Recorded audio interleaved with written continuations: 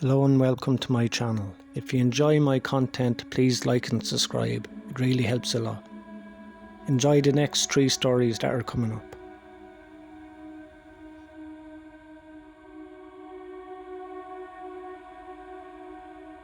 I do Uber Eats on the weekends and sometimes on days when school is out. This happened just a couple of weeks before our school's holiday break. It was a Friday night and I didn't have any plans at all, so I figured why not make a few bucks instead of being bored and laying around in the house all day. I started driving and set up the app to start getting orders. It wasn't snowing out, but it was really cold and windy, and there was still a thin layer of snow on the roads. It was 6 PM when I started, and I did a few orders before I got one to pick up from a nearby Burger King. Once I got the food, I checked on the app where I was going. It was clear at first that it wasn't a house address, but when I zoomed in, I was a little more confused. To see, it was at a corner of 2 streets, looking like maybe a gas station. Although finding it to be unusual, I clicked begin route and started driving over. I didn't think it was anything bad. I just thought it was going to be an awkward interaction, since I probably have to find a person in the parking lot and give it to them directly. Usually I never see the customers and just do a quick drop off. As I got closer and drove up to the intersection, it was at that time I saw that it was a gas station that was right at the spot the directions were taking me in. The gas station itself looked normal, but no cars were parked in the parking lot.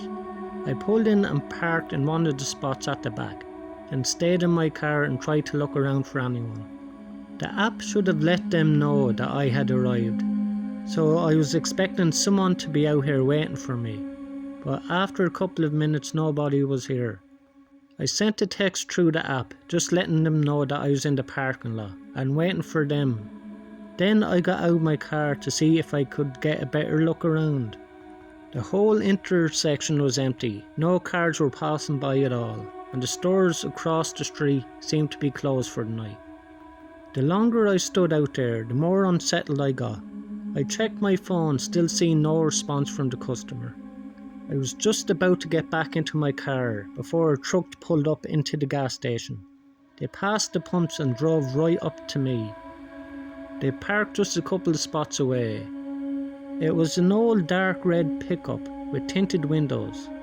The first thought that came to my head was, why would they order for delivery if they were just going to end up driving here anyway?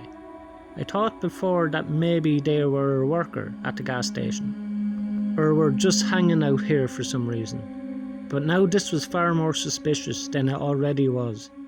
The driver opened the door and the man stepped out. From one look at him, he had a very dishevelled appearance, like something you'd expect from someone living on the road. Even his clothes looked dirty. They were stained and torn.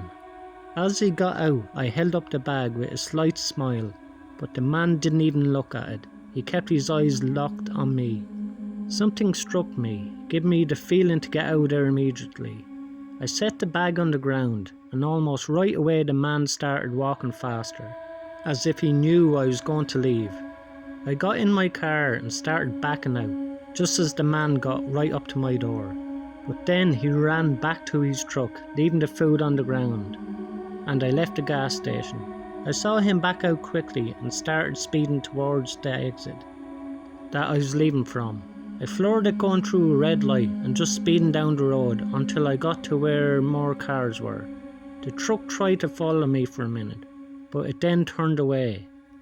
Once I felt safe, I called the police, but nothing really came of it. In the heat of the moment, I never even thought to check the man's license plate. Though thinking back, I'm not sure if he even had one on. I don't know what he was doing or what would have happened if I didn't leave.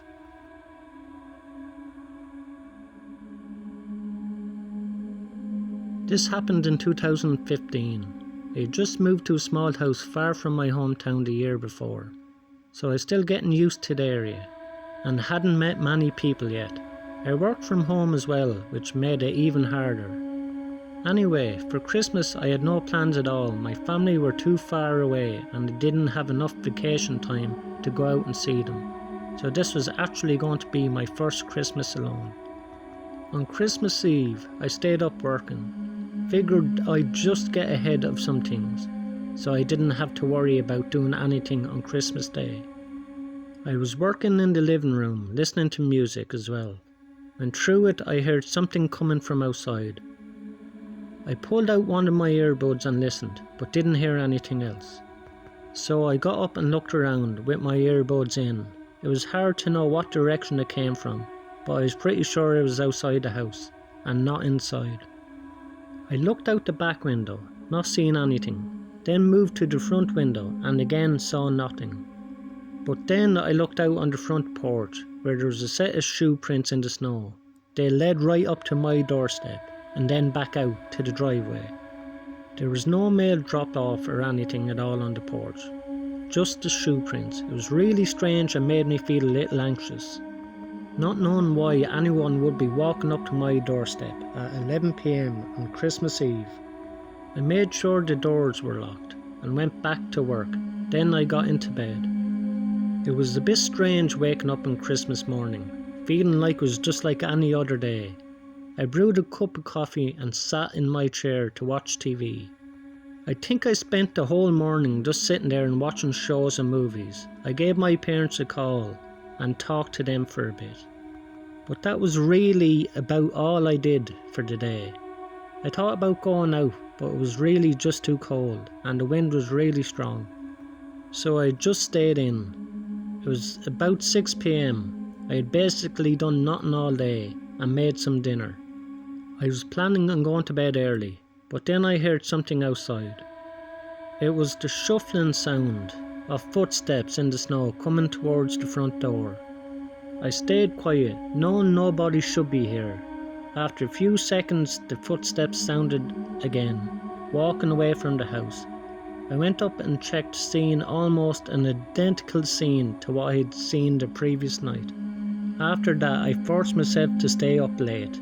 I kept my eyes open until probably about 10 PM, before I guess I fell asleep on the couch.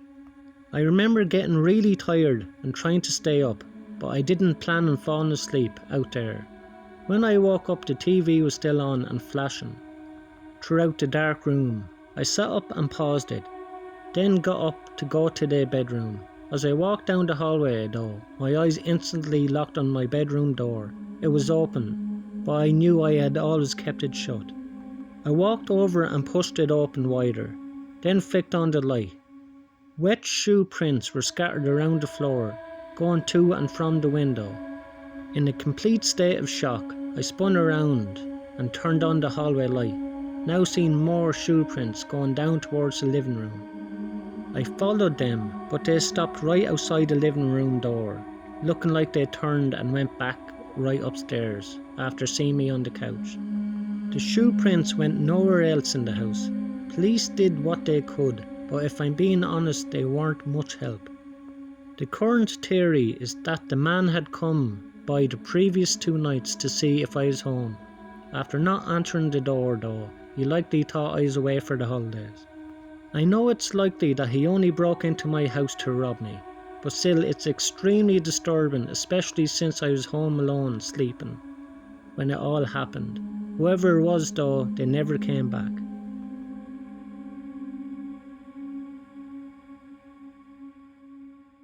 A few years ago, when I still lived in upstate New York, something really freaky happened to me. If you have ever been there during the winter, you know that it snows a lot. I usually just spend snowy nights watching TV. I lived about a mile or so from any other house, and my roommate was out. Now, I'd be honest, being alone made me feel uncomfortable.